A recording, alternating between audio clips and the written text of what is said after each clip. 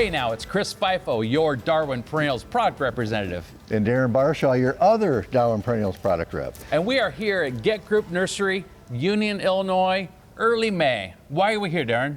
We're here to show you how to receive your Barrett DayScape daylilies and inspect them. So And I've already plant. Yep. And so why are we so excited about these to begin with? We are so excited about these. This is a breeding breakthrough. So these are rust resistant, so it's going to bring the daylilies back to the southern market. But they're huge. early flowering and they continuously flower. They self-clean so you don't get all the seed heads. Great plants. So here in Chicagoland, they're starting to bloom right about now, about the middle of May. And we know these will continue to send up flowers all the way into November or until we get a really good freeze. So very interesting. This is how we're receiving them. Is this is it, Darren? I mean, this is how we get these That's normal. in? That's how they're packed. Normally you pack it, they're packed in wood chips or peat moss. This will help retain the moisture on the roots, which you want to have. You don't want them to be desiccated and dried down. I've already done some inspecting on them, but what we're looking for is firm roots. The crown is very firm as well. They don't have any surface mold on there, and if there was any, that would be okay. You could do a xylitol dip. If the roots were dry, you could submerge them in water for 5 to 10 minutes to get them turgid and ready to go. Looks like they trimmed these up really nicely for us too, because I remember some daylilies in the past where like super long, we had to put them in the pot and they were wrapped around the bottom. So can we trim them if we feel like, or if we do get some of those in? Is it okay to trim roots? It is okay to trim, but these are pre-trimmed. It makes it easier, more efficient to plant, and it also stimulates new root growth. Okay, and so these are pretty chilly. What if, say I'm buying these in maybe February, March, what if they come in frozen? If they come in frozen, you're going to want to get them into a dark area with 50 to 60 degree temperatures. Let them thaw out overnight so you're not tearing the roots apart when they're frozen. This way, if they're thawed out, you can pull them apart easily and get them planted. Okay, so don't get in a hurry. This is a really nice product. Don't be rushed to plant them that first day. These are going to be fine stored for a few days, and cooler temperatures, like Darren said, these should be good to go. And so, all right.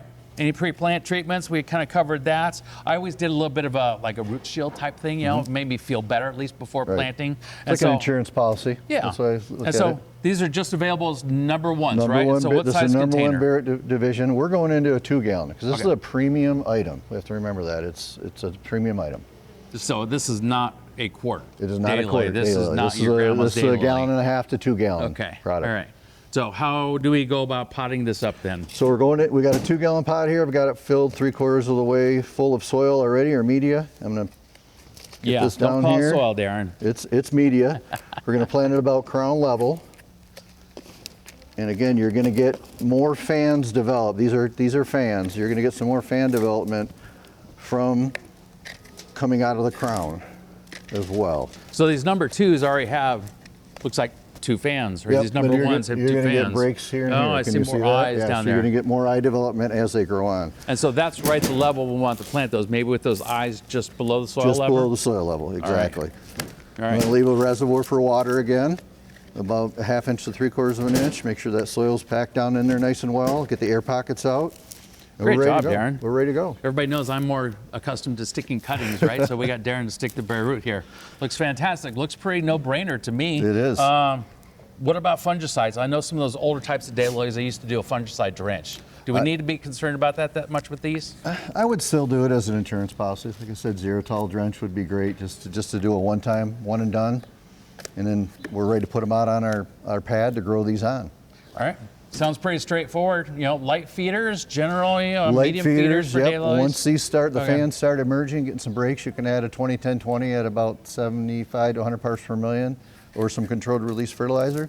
Otherwise, set them out in the nursery. Water them in really well by hand. So you got water coming out the bottom, and then if you have overhead watering, go ahead and turn it on after that, and just watch them. Main thing is avoid the extremes. Good wet, dry cycles. Don't keep them too saturated. Daylilies don't mind it dry at all. And so fantastic summer performers, season-long summer performers with the DayScape. And with these, I think maybe we'll come back in 8 weeks? Do you think we'll have some good performance on there? I think we will. You think we'll have flowers by then? We could. I'm shooting for a 10 to 12 week finish, but 8 weeks we're probably gonna have some scapes on some of these earlier varieties because they all will bloom a little bit differently. All right. It is a collection, not a true series, so you do get to choose your size and your timing and everything like that. So we'll see you back here in about 8 weeks to see how these are coming along. I'm Chris Fifo. And I'm Darren Barshaw. If you want more information on Daylily DayScape, visit the Darwin Perennials website.